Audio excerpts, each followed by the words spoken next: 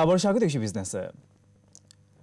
সঙ্গে আছি রহমান রানা। দর্শক, দেশের ব্যবসা বাণিজ্য, অর্থনীতি, শেয়ার বাজার সর্বশেষ তথ্য স্বয়ংক্রিয়-গ্রাফিক্স পদ্ধতিতে পরিবেশন করছে কৃষি বিজনেস। দর্শক, এখন রয়েছে সুব্রা গ্রুপের সৌজন্যে দেশের পুঁজিবাজার পরিস্থিতি নিয়ে বিশেষ আলোচনা। আর আলোচনার জন্য আমাদের সঙ্গে যুক্ত হয়েছেন এনএলআই সিকিউরিটিজ লিমিটেডের সিইও মোহাম্মদ শাহেদ ইমরান।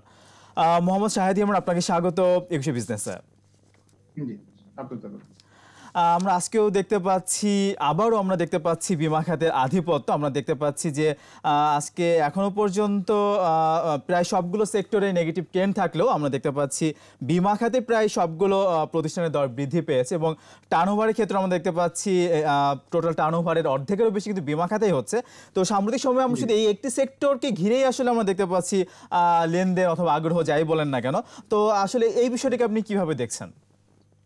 দেখেন, বিমা খাত নিয়ে রিসেন্টলি বেশ কিছু কথাবার্তা হয়েছে, বেশ কিছু নতুন সুযোগ সুবিধার কথা এখানে আসছে, যার জন্য সাধারণ বিনিয়োগকারীদের হয়তো বিমা খাতের প্রতি একটা আগ্রহ সৃষ্টি হতে পারে। এটা অস্বাভাবিক কিছু না। কিন্তু আমরা যেটা সবসময় বলি বিনিয়োগকারীদের, যে আপনি কোথায় বিনিয়োগ করছেন, কি বিনিয়োগ করছেন, সেটা লক্ষ্য রাখতে হবে।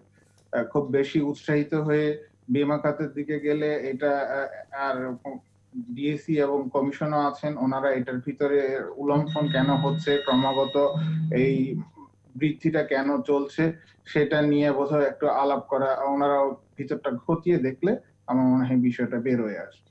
যদি কোনো অস্বাভাবিকতা না থাকে, যদি কোনো গেম না থাকে, বাজার যদি তার স্বাভাবিক গতিতে চলে, তাহলে কোনো অসুবিধা নেই। এবং সাম্প্রতিক সময় আমরা দেখতে পাচ্ছি বিমা খাত বাড়ছে কিন্তু সূচক নেগেটিভ থাকছে। তো আমরা এই বিষয়ে আরো কথা বলবো, ছোট্ট একটা বিরতি নিয়ে আসি। জি দর্শক, এবার নিচে একটা বিরতি, ফিরে আসবো একটু পরে, আমাদের সঙ্গেই থাকুন।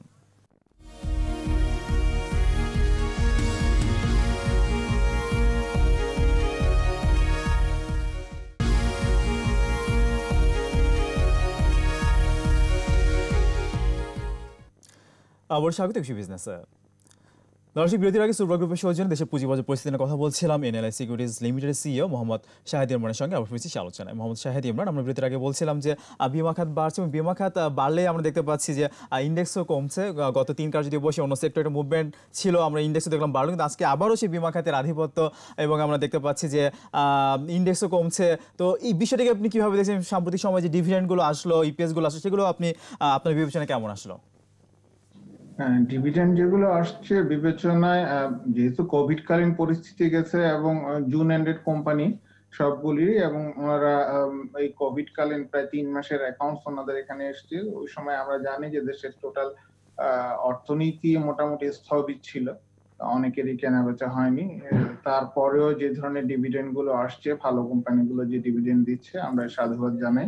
আর অনেকেই চেষ্টা করছেন, কেউ হয়তো 1% 2% ডিভিডেন্ড দিয়ে বাজারের সঙ্গে বা শেয়ার হোল্ডারদের সঙ্গে তাদের প্রফিটটা শেয়ার করে নিতে চাচ্ছেন। এটা যদিও আপাত দৃষ্টিতে খুব একটা সুখকর মনে হয় না, কিন্তু আসলে এখন বর্তমান অবস্থার আলোকে এটা অস্বাভাবিক কিছু না। তারপরও আমরা জুনের পর থেকে নতুন কমিশন চেয়ারম্যান মহোদয়ের নেতৃত্বে দায়িত্ব নেওয়ার পর থেকে বাজারে বেশ ভালো গ্রোথ দেখেছি। তো গত 1.5-2 মাসে বিশেষ করে একটা সেক্টরে যে গ্রোথ, এটা আসলে খুব একটা সুখকর নয়। এই জন্য আমি বিনিয়োগকারীদের বলবো যে আপনারা আপনাদের বিনিয়োগের ব্যাপারে একটু সতর্ক থাকবেন। কোথায় বিনিয়োগ করছেন, শেয়ারটার দামের উল্লঙ্ঘন কি, তার বুক ভ্যালু কি, এগুলো ডিটেইলস দেখার পরে আপনারা বিনিয়োগ করবেন। আজকে সময়ের অভাবে বিশদভাবে আপনার কাছ থেকে পুঁজিবাজার নিয়ে জানতে পারলাম। আমরা খুব শীঘ্রই আবারও সংযুক্ত হব, সেই প্রত্যাশা রেখে এখানে শেষ করছি। আপনাকে অনেক ধন্যবাদ আমাদেরকে সময় দেওয়ার জন্য। ধন্যবাদ। দর্শক, সুব্রা গ্রুপের সৌজন্যে এতক্ষণ দেশের পুঁজিবাজার পরিস্থিতি নিয়ে কথা বলছেন এনএলআই সিকিউরিটিজ লিমিটেডের সিইও মোহাম্মদ শাহেদ ইমরান। দর্শক, এবার নিচ্ছে আরও একটা বিরতি। বেলা 12:30 আবার ফিরে আসবো একটু বিজনেসে আরও আয়োজন নিয়ে। আমাদের সঙ্গেই থাকুন।